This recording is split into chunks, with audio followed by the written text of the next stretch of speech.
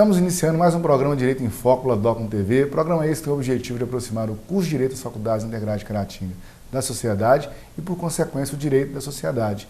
Hoje, como convidado, teremos o doutor Moacir Costa Rabelo, defensor público da nossa comarca e que vem tratar do tema acesso à justiça através da mediação e conciliação. Doutor Moacir, é sempre um prazer, tê-lo aqui. O senhor já participou, de uma entrevista junto com a gente já, uma entrevista que teve uma repercussão muito positiva, falando um pouco da Defensoria Pública, e hoje está aqui para tratar de um tema especial, que é a mediação e a conciliação como forma de acesso à justiça. Como é que o senhor tem visto essa perspectiva das formas diversas de solução de conflito, antes do senhor se dirigir aí ao nosso telespectador? Bom dia a todos. Mais uma vez agradeço o convite para participar desse programa. Cumprimento também os ouvintes. Acesso à justiça, muito se tem falado sobre ondas renovatórias do direito com relação ao acesso à justiça.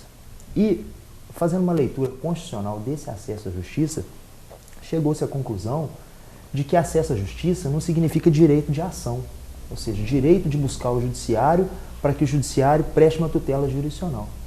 Direito à justiça, acesso à justiça, ele tem um conceito muito mais amplo.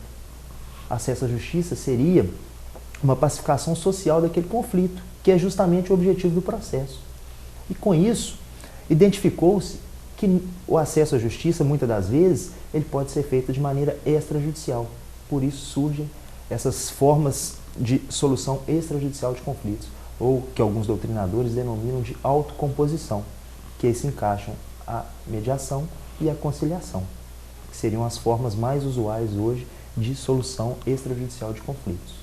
E assim, sempre houve, não digo uma cultura pelo contencioso, mas a prática jurídica, ela tem sempre esse incentivo de se estar postando uma ação, protocolando uma ação, tendo uma figura de um terceiro, que é o Estado, para poder resolver um dilema que as partes estão envolvidas. É a hora de mudar, Afinal de contas, as milhares de ações aí no judiciário estão, muito pelo contrário, ao invés de resolverem, estão criando novas demandas. Sem dúvida. Existe um estudo realizado, diz que a cada ano o judiciário recebe 90 milhões de novos processos. Só que o judiciário não consegue finalizar esses 90 milhões. Então, todo ano a gente tem uma demanda reprimida. Isso gera o quê? Morosidade da justiça. Como já dizia Rui Barbosa, justiça lenta não é justiça, mas sim uma injustiça qualificada. Então, um processo judicial que tarda, uma decisão judicial que vem fora da hora, ela acaba criando uma injustiça. Então, buscou-se mecanismos para que essas demandas não sejam levadas até o judiciário, que elas sejam resolvidas antes, ou no curso do processo, que através de técnicas de conciliação e mediação, a gente consiga pacificar a relação. Desde 95 a gente tem a Lei dos Juizados Especiais, que trata da conciliação como forma de solução de conflitos. Antes do juiz instruir o processo, necessariamente existe uma audiência de conciliação, assim como ocorre também na Justiça do Trabalho. Então, já existia há bastante tempo essa preocupação, e hoje a gente tem novos mecanismos para reforçar esse acesso à justiça através da solução extrajudicial. Eu penso assim, os profissionais de hoje, da área jurídica, eles já estão, de uma maneira mais direta, atentos a essa perspectiva.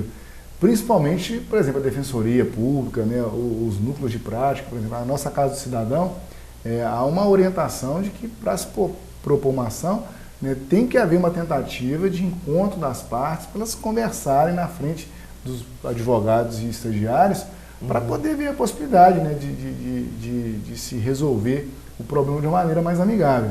E isso tem, de alguma forma, já gerado expectativas, por exemplo, na nossa comunidade acadêmica. Porque o aluno já pensa a respeito disso. Por exemplo, a gente vai ter um evento agora falando sobre mediação e conciliação. Inclusive o senhor vai participar.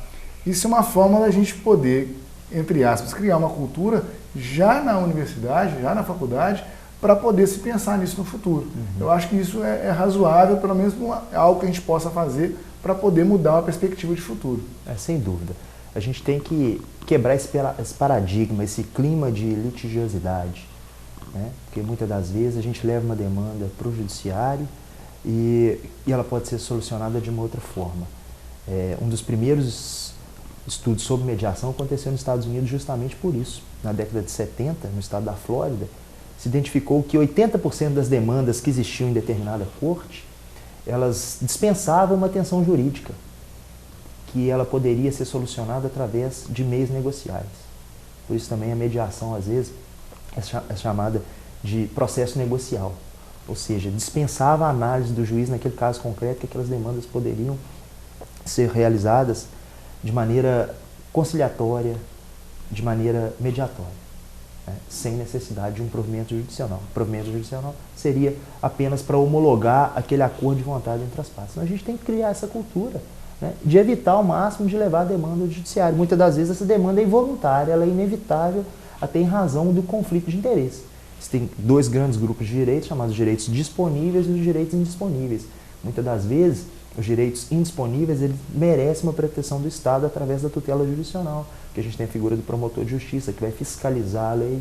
Muitas vezes, o direito ele sobrepõe a vontade das partes. Então, nesses casos, a demanda é inevitável. Mas em todos os outros, a gente tem que ter essa percepção de que é possível conciliar, de que é possível mediar. A Defensoria Pública hoje ela já atua nessa vertente. Como é que é o trabalho, né, para poder identificar essas possíveis situações? Hoje, o que acontece na Defensoria Pública? Todo defensor público tem por obrigação atender ao público, né? Então, determinada demanda chega na Defensoria Pública e a gente analisa se é possível um acordo entre as partes, né? Ou através de conciliação ou através da mediação. No interior, isso ainda é um pouco tímido, mas na capital existem núcleos de mediação que a Defensoria Pública instalou. Então, a demanda chega na Defensoria e o defensor público analisa se ele consegue mediar ou se ele consegue conciliar.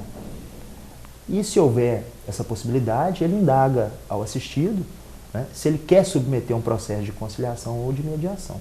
Se a resposta for positiva, a gente entra em contato com a parte contrária, porque tanto a conciliação quanto a mediação, ela tem que ser voluntária, né? As partes têm que concordar em submeter aquele processo.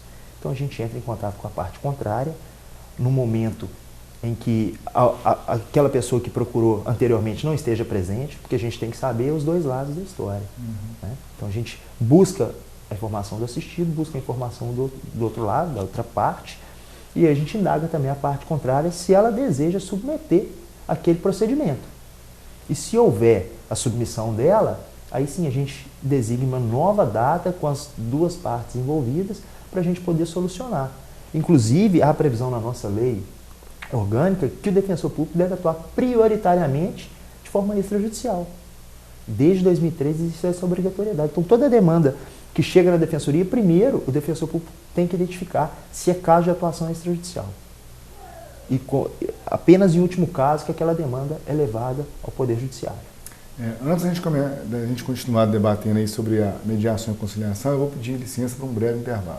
O programa Direito em Foco volta já.